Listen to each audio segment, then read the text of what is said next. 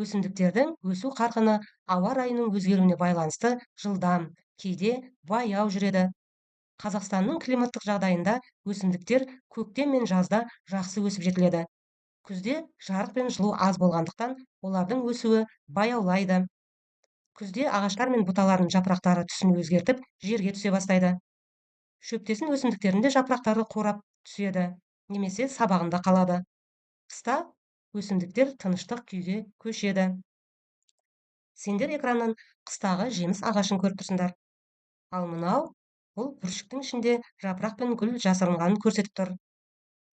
Ал көктем келісімен осы бүршік атып, бүршіктен жапырақтар пайда болады. Сендер экраннан бүршіктен пайда болған жапырақтарды көріп тұрсыңдар. Әрі қарай олар гүлдейді. Ал енді балалар, экранға мұқият назар аударамыз. Сендер экраннан терек, өрік, тал, шиенің суретін көріп тұрсыңдар. Көктемде күннің жылуына байланысты табиғат жанданады. Ағаштардың діңі мен сабақтарына шырын тарала бастайды. Жапырақтар жайып, жеміс ағаштары бүршік атып гүлдейді.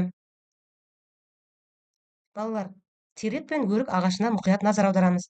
Бірінші не пайда болды? Терек пен өрік ағашында бірінші гүл пайда болды. Ал тал мен шиеде ше? Тал мен шиеде бірінші жапырақ, одан кейін гүл пайда болған.